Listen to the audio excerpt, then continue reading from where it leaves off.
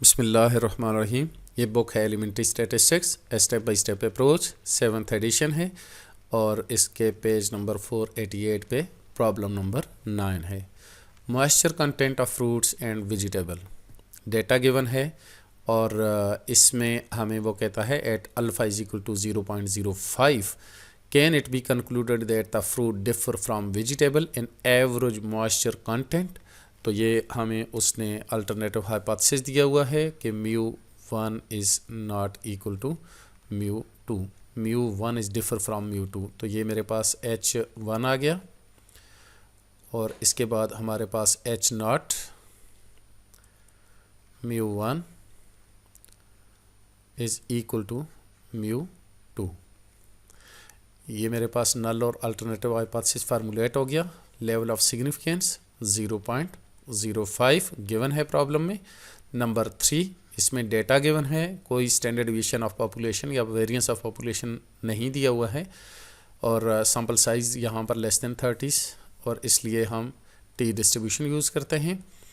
तो यहाँ पर x1 बार माइनस x2 बार माइनस μ1 माइनस μ2 यहाँ पर आ जाएंगे। इसके बाद हम डिवाइड करते हैं स्टैंडर्ड एरर पे। तो स्टैंडर्ड एरर जो है वो हमें ऐसे केस में ये देखते हैं कि क्या sigma 1 square is equal to sigma 2 square, यानी population variances are equal are not equal, यानी कि दोनों पॉपुलेशन के वेरिएंसेस जो हैं वो इक्वल हैं या इक्वल नहीं हैं। तो हम यहाँ पे इसको एज्यूम कर रहे हैं, ये एज्यूम किया है। अगर ये अनइक्वल होगा तो यहाँ डिफरेंट केस होगा। तो यहाँ पर भी हमने यही एज्यूम कर रहे हैं कि sigma 1 square is equal to sigma 2 square, all दो these two values are unknown but we assume that both are equal.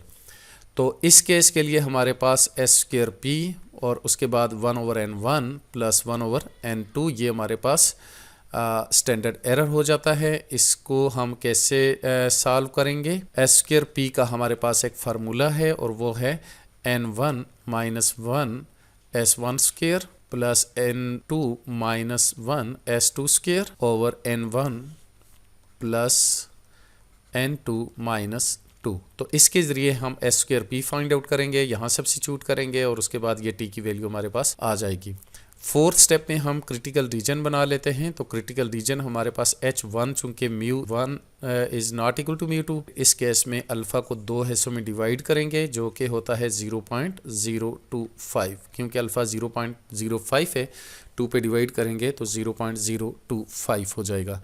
इसको हम टी टेबल में जाकर देख लेते हैं 0 to 5 को और उसको कितने लेवल ऑफ सिग्निफिकेंस पे देखेंगे। सबसे पहले n कितना है, तो n हमारे पास 1 2 3 4 5 6 7 8 है और ये 9 है। तो 9 और 8 ये 17 हो जाता है, -2 करेंगे ये 15 हो जाएगा। तो ये किसके इक्वल हुआ? t.025 और इसको n1 8 प्लस 9 माइनस 2, तो ये आ जाता है t.025 और इसको 15 डिग्री ऑफ फ्रीडम पे जाकर देख लेंगे। अब इसमें हम यहाँ से देख लेंगे 0.025 को, यहाँ से देखें इसको 15 डिग्री ऑफ फ्रीडम में, तो ये 15 पे सामने आ जाए।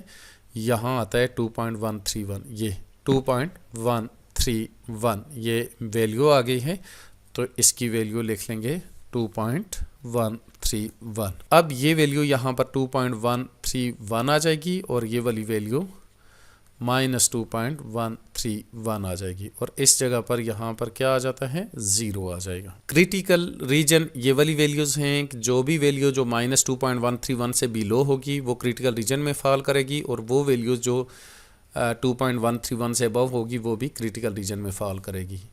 तो ये -इन्फिनिटी और +इन्फिनिटी लिख लिया। तो क्रिटिकल रीजन हम मार्क कर लेते हैं कि लेस देन और इक्वल टू -2.131 और t इज़ ग्रेटर देन 2.131, या हम इसको इस तरीके से भी लिख सकते हैं कि t absolute value is greater than 2.131। तो ये मेरे पास ये क्रिटिकल वैल्यू आ गई है। इससे जो भी वैल्यू बड़ी होगी एब्सलूट में वो हमारा क्रिटिकल रीजन आ जाता है।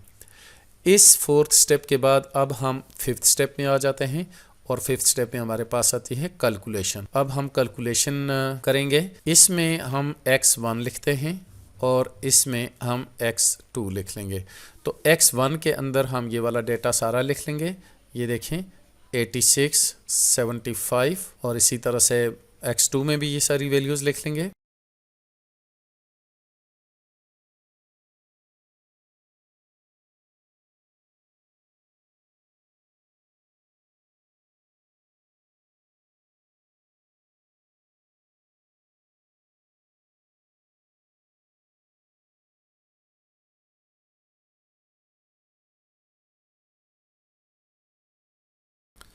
अब हम कैलकुलेटर लेते हैं और ये देखें कैलकुलेटर में हमारे पास ये वैल्यूज़ लिखेंगे हम।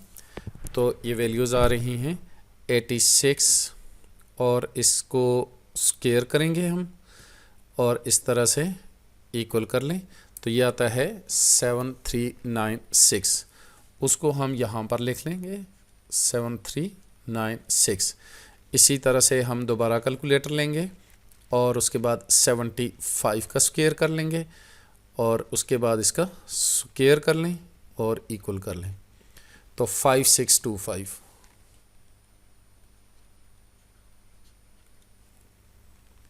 तो इसी तरह से हम बाकी सारी वैल्यूज़ को सब्स्टिट्यूट करके यहाँ पर इनके स्क्वायर्स कैलकुलेट कर लेंगे। तो ये x1 की तमाम वैल्यूज़ के स्क्वायर हो गए और इसी तरह से हमने x2 की तमाम वैल्यूज़ के लिए स्क्वायर्स फाइंड आउट कर लिए हैं। अब हम इसको डायरेक्टली सम अप भी कर सकते हैं इन वैल्यूज़ को। पहले सम ऑफ x1 कर लें, फिर सम ऑफ x1 का स्क्वायर कर लें और इधर लिख लें। इसी तरह सम ऑफ x2 यहाँ पे लिखना है और सम ऑफ x2 स्क्वायर यहाँ पे लिखना है। लेकिन अगर हम इसको डायरेक्टली अपने कैलकुलेटर के अंदर वैल्यूज़ सब्स्टिट्यूट करें, सबसे पहले हम यहाँ पर मोड में आए, 3 को प्रेस करेंगे और नंबर 1 को प्रेस करेंगे वेरिएंस। अब इसके बाद जो है हम ये डेटा जो है लिखने जा रहे हैं। ये देखें 86 किया और इक्वल कर दिया। इसी तरह से 75 इक्वल 72 इक्वल 88 इक्वल 87 इक्वल 79।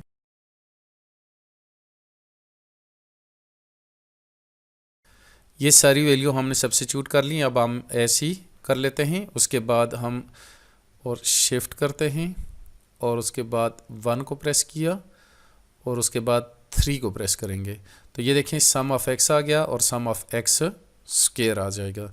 तो हम 2 को प्रेस करेंगे तो ये सम ऑफ x आ जाएगा हमारे पास। अब हमने शिफ्ट को प्रेस कर दिया, 1 को प्रेस करेंगे, 3 पे सम है, हमने 3 को प्रेस किया।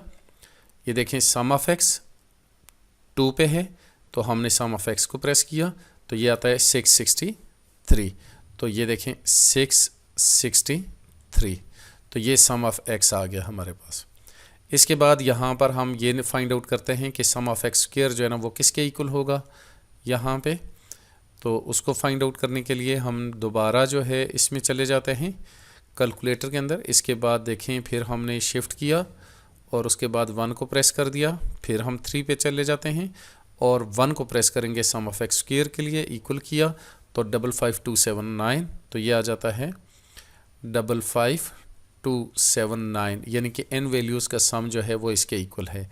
इसी तरह से सम ऑफ x2 जो है वो किसके इक्वल आएगा वो हम फाइंड आउट कर लेते हैं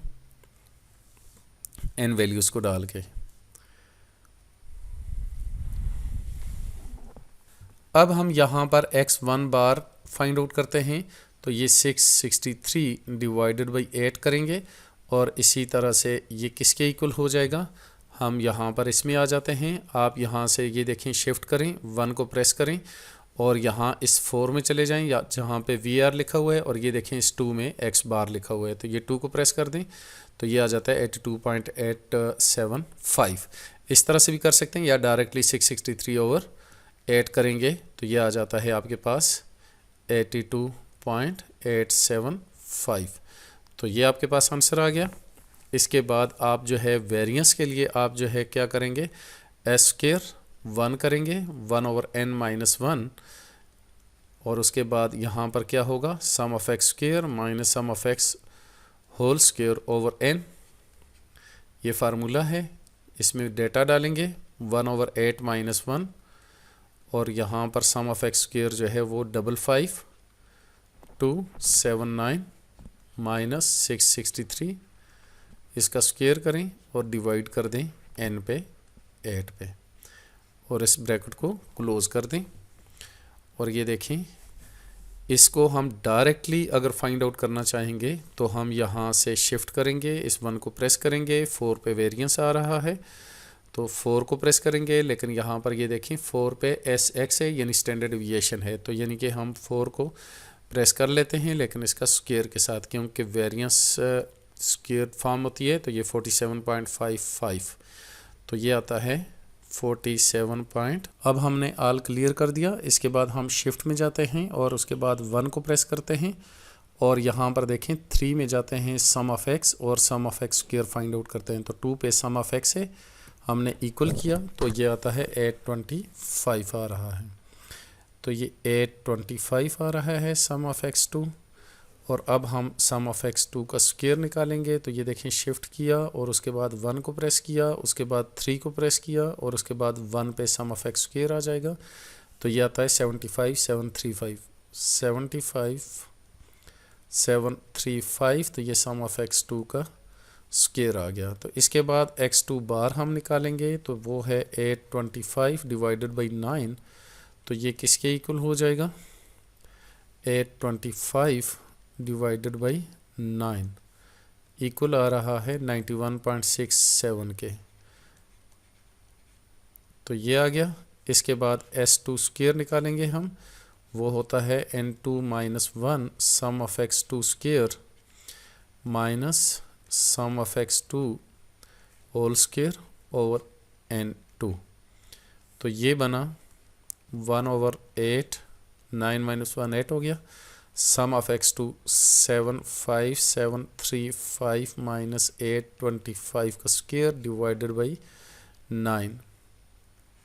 इसको अब हम कैलकुलेटर से सॉल्व कर लेते हैं या वैसे भी सॉल्व किया जा सकता है, लेकिन मैं कैलकुलेटर से डायरेक्टली जो सब्स्टिट्यूट हुआ डेटा तो हम शिफ्ट करते हैं और इसके बाद 1 में चले जाते हैं, 4 को प्रेस करते हैं और इसमें से 4 का ये स्टैंडर्ड डिविएशन है, इसका स्क्वायर करेंगे तो ये वेरिएंस आ जाता है 14 मेरे पास।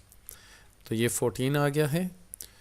अब इसके बाद हम एस स्क्वायर पी को निकालेंगे। तो एस स्क्वायर पी ऑलरेडी हमने डाटा फाइंड आउट किया हुआ है। यहाँ पर ये देखें n1 minus 1 s1 square plus n2 minus 1 s2 square और n1 प्लस n2 माइनस 2। तो n2 हमारे पास कितना है? 9 है और n1 जो है ना वो 8 है। तो 8 minus 1 s1 square 47.55 plus 9 minus 1 और s2 स्क्वायर 14 आता है, डिवाइड करेंगे 8 प्लस 9 माइनस 2 पे। तो ये एस स्क्वायर पी मेरे पास आ जाएगा। मैं कैलकुलेटर यूज़ करता हूँ तो 8 माइनस 1 7 हो जाता है। इसको मल्टीप्लाई करेंगे 47.55 पे और इसमें प्लस किया 8 मल्टीप्लाइड बाई 14 इक्वल आया। इसको डिवाइड किया है 15 पे तो ये आ रहा है 29.66। तो ये 29.66 एस स्क्वायर पी आ गया। तो अब हम यहाँ से टी की वैल्यू भी फाइंड आउट कर लेते हैं। तो यहाँ टी की वैल्यू जो है वो किसके इक्वल है? देखिए x1 बार माइनस x2 बार। तो x1 बार जो है वो मेरे पास आ रहा है 82.875 माइनस x2 बार 91.67 और माइनस म्यू 0 होगा, डिफरेंस बिटवीन टू मीन, और डिवाइड करेंगे एस स्क्वायर पी 29.66। और इसके बाद ये देखिए मैं टी के फार्मूले में वैल्यूज़ डाल रहा हूँ। इस फार्मूले में एस स्क्वायर पी की जगह उसकी वैल्यूज़ रखेंगे और 1/n1 प्लस 1/n2। तो 1/n1 1/8 प्लस 1/9 और इसको क्लोज कर देंगे हम किससे? स्क्वायर रूट से। अब हम इसको कैलकुलेटर से सॉल्व करेंगे। तो कैलकुलेटर में मेरे पास 29 ये आंसर में पड़ा हुआ है, बल्कि इससे इसको ऑल क्लियर कर लेते हैं। तो ये देखें, इसको हम करेंगे ब्रैकेट 82.875 माइनस 91.67 ब्रैकेट क्लोज, इसको डिवाइड करेंगे स्क्वायर रूट 29.66 और फिर ब्रैकेट क्लोज करेंगे, ब्रैकेट से मल्टीप्लाई करेंगे और ब्रैकेट के अंदर लिखते हैं 1 divided by 8 plus 1 divided by 9, bracket को क्लोज किया दोनों ब्रैकेट्स को और इक्वल कर दिया। तो ये आता है -3.32। तो ये टी की वैल्यू आ जाती है। अब हम इस टी की वैल्यू को ऊपर क्रिटिकल रीजन में देखते हैं कि वो कहाँ फॉल कर रही है। तो ये देखिए -2.131, तो critical value fall below the -2.131, तो it fall in the critical reason. तो छठा स्टेप मेरा हो गया कंक्लूजन।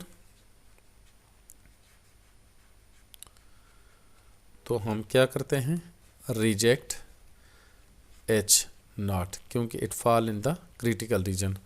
तो नल हाइपोथेसिस मेरा रिजेक्ट हो गया। अब हम चूंकि ये 2 साइडेड टेस्ट है, अब हम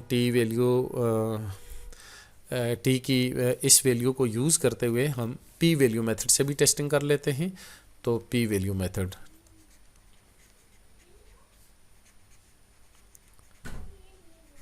तो पी वैल्यू मेथड के ज़रिए -3.32 को डिग्री ऑफ फ्रीडम कौन सा होगा मेरा, वो होगा 9 और 8 17 -2 और 15 डिग्री ऑफ फ्रीडम पे हम देख लेंगे। तो यहाँ से हम स्टैटिस्टिकल टेबल में चले जाते हैं, टी के टेबल में। तो ये देखिए 15 डिग्री ऑफ फ्रीडम पे 3.32 को हमने देखना है। तो ये देखें 3.32, देखें 3.28 है और 3.32 जो है वो यहाँ पर इसके दरमियान में फॉल कर रहा है। तो this mean it falls between 0.001 और 0.0025। तो ये इसके दरमियान में फॉल कर रहा है। तो ये देखें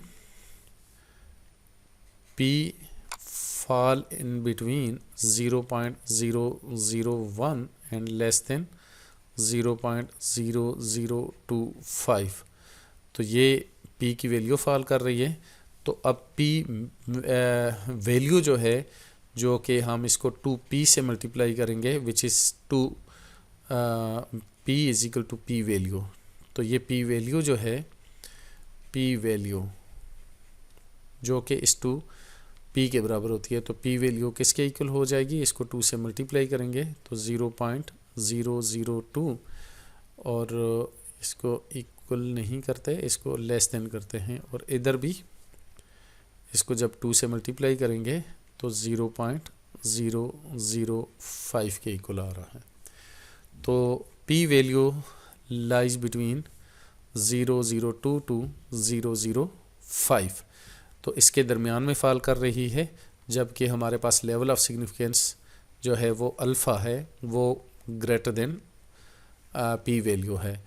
तो S P value is less than alpha, so we reject H0।